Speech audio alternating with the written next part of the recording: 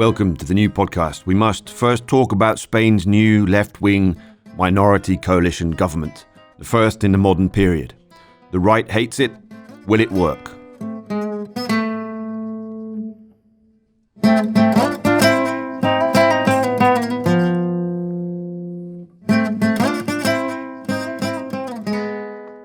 To get there, the new Socialist Prime Minister Pedro Sánchez has had to do two U-turns. In the end, he has done a deal with Podemos, who he thought he was going to destroy politically at the general election in November.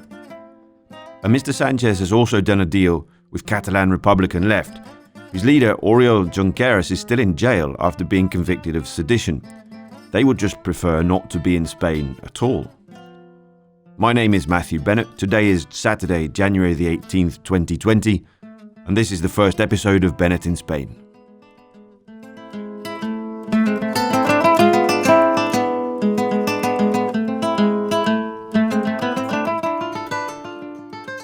The longer cycle of Spanish politics we're in goes back to 2014. Podemos suddenly appeared at the European elections.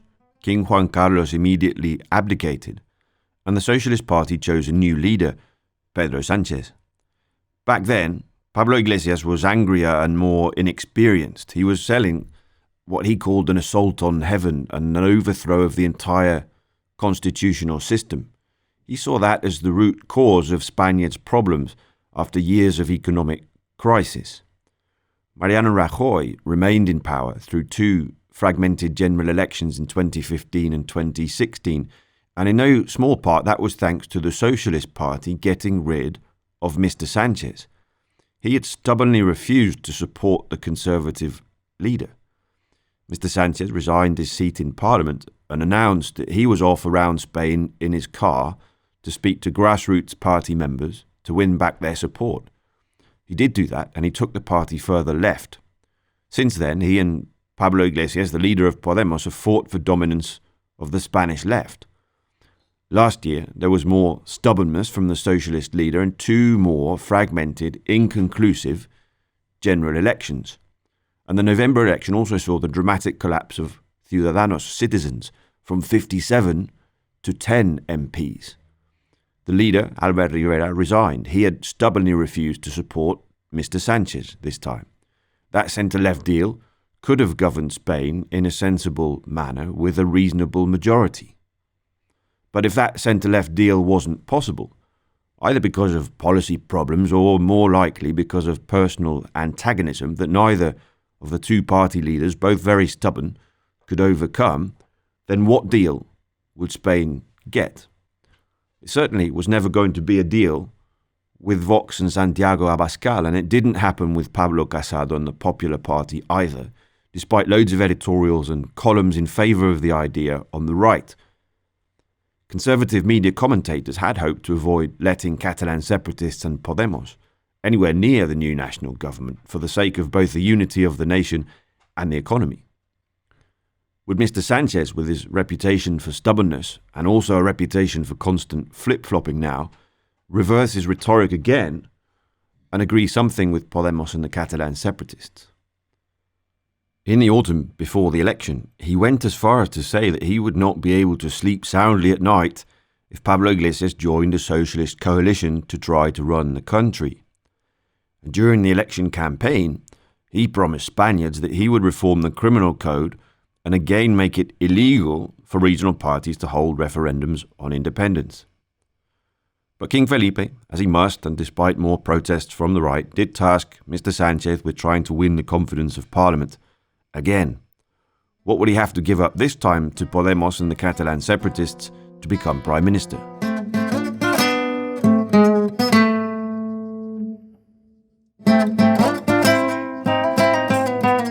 The confidence debate lasted 2.5 days. Sánchez began with, "Spain is not going to be broken and neither is the constitution. What is going to be broken is the political blockade." That immediately, of course, caused an uproar on the right, because why would he need to say that if there was no danger to Spain or to the constitution? He also said that the law by itself is not enough. The law is the condition, the path is dialogue, and described three groups: Catalan separatists who don't feel Spanish, non-Catalan separatists who feel ignored, and Spaniards in the rest of the country who feel rejection towards the separatists. Mr. Sanchez, do you sleep well at night? Asked Mr. Casado, the leader of the Popular Party, in reference to the socialist leader's autumn comments about the nightmare of forming a government with Podemos and Pablo Iglesias. He also called for Mr. Sanchez to suspend home rule in Catalonia again if Quim Torra, the current separatist First Minister of the region, refused to step down after being convicted of contempt in December. Mr. Torra is still there. You might damage our nation, Mr. Sanchez, said Mr. Casado, but you won't be able to finish it off. Santiago Abascal, the leader of Vox, said Mr. Torra was in total and absolute rebellion and had taken down the flag of Spain in Barcelona. Mr. Torra must be arrested. Mr. Sanchez was a fraud, a liar, and a swindler, he said. Gabriel Rufián for Republican Catalan Left was perhaps less separatist than usual, but on the final day his colleague Montserrat Bassa spoke. She is the sister of one of the Catalan separatists jailed for sedition. Personally, I don't care at all about the governance of Spain, she said. But Catalan Republican Left abstained anyway in favour of Mr. Sanchez. Now this confidence debate, after a fragmented, polarised parliament between 2015 and 2019, in which not much at all was achieved really, was a nasty, bitter affair, full of historical references to bitter moments a century ago. And this parliament, with MPs from 19 parties compared to 13 parties just 6 months ago in 2015 or in 2011, is even more fragmented than the last ones. Not only is the left split between the Socialists and Podemos, and the right between the PP, Citizens and Vox, there are now regionalist MPs from Cantabria, Navarra and Teruel. It was, though, in the end, a confidence vote in favour of Mr. Sanchez after a general election, and it was the first attempt by the first candidate put forward by King Felipe for the task. But he did not win a majority at the election. The 167 to 165 result was not a confidence vote against Mariano Rajoy, the former leader of the Spanish Conservative Party, nor was this a second or third round attempt at someone becoming Prime Minister before more automatic elections. The new government is a minority government, it is a left-wing socialist, neo-communist government, and it is a government supported by Republican Catalan separatists and Basque nationalists. But it is now a government. They will need to continue to rely on this ragtag group, some within government but the rest in parliament, to get any new laws passed and, of course, a budget. Will Spain now get a new budget, and what will that budget do to the national accounts? Pedro Sánchez, having beaten establishment detractors in his own party, having made a grassroots comeback, having ousted Mariano Rajoy with a brutal motion of no confidence, but having only achieved minority victory at 2 general elections in 2019, is now finally Prime Minister on his own merits. Just how will he govern?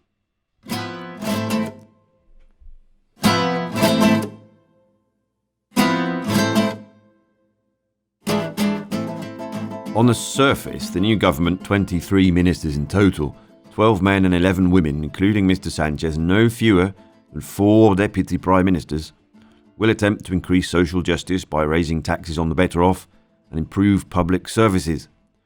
Pablo Iglesias, however, jumped straight in at the deep end after being appointed second deputy prime minister. He said during an interview on TV that the conflict in Catalonia will not be resolved by the court proceedings. What has happened is that many European courts have said that our judges are not right, and that is a humiliation for the Spanish state. Spanish judges, of course, quickly put out a statement reprimanding the brand new second deputy prime minister. Spanish courts cooperate with European courts. Spanish citizens are European citizens. Then, Mr. Sanchez decided to appoint Dolores Delgado, who until the start of the week had been Justice Minister, as his new Director of Public Prosecutions, an office that is supposed to be independent. PP leader Pablo Casado called the appointment an attack on the rule of law and on the separation of powers. Vox leader Santiago Abascal said it was more proof of the institutional coup of Pedro Sánchez so that the Socialist Party can take over the state. They have no shame. Senior judges in the end voted 12-7 in favour of Mrs. Delgado's suitability for the appointment. At his first press conference as the new Prime Minister, Mr. Sánchez defended Delgado and said of the Catalan conflict and the law that if there is dialogue, if we normalise and if we rationalise the debate and the Catalan crisis, then very probably the court proceedings will not go as far as, unfortunately, they have done over these last few months and last few years. Unfortunately was the word. Montesquieu, of course, is the standard historical reference for the separation of powers, which is not a difficult idea to grasp. Democracies rely on governments and parliaments and courts being independent of each other. There is no liberty if the judiciary power be not separated from the legislative and executive, he said all the way back in the middle of the 18th century. Were it joined with the legislative, the life and liberty of the subject would be exposed to arbitrary control, for the judge would be then the legislator. Were it joined to the executive power, the judge might behave with violence and oppression.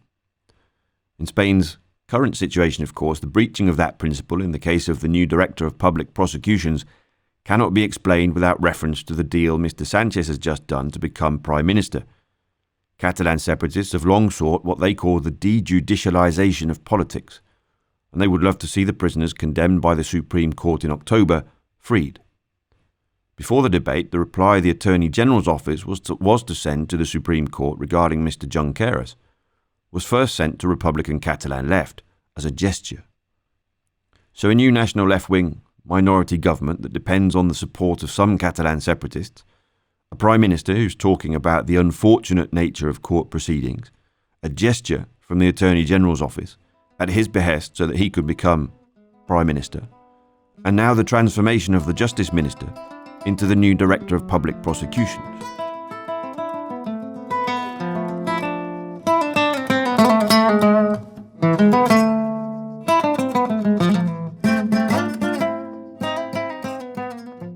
At the end of this first week for the new government, another issue is exploding in the media. Another ideological issue caused this time by the right-wing regional government in Murcia. After 20 years of Popular Party rule, the regional government there now depends on Vox. In exchange for supporting the new regional budget, Vox wants a change in education. The change they want is to give parents control over extracurricular chats or presentations that they believe would be ideological. Vox wants parents to be able to opt out. The chats in question, of course, are not about Spanish literature or physics or the history of the Roman period in Spain. They are about sexual identity, gay rights or feminism. For some reason, they are calling this idea the parental PIN number. The parental PIN number infringes the right of boys and girls to education, tweeted Mr. Sánchez on Thursday. It's about a fundamental right, a constitutional right.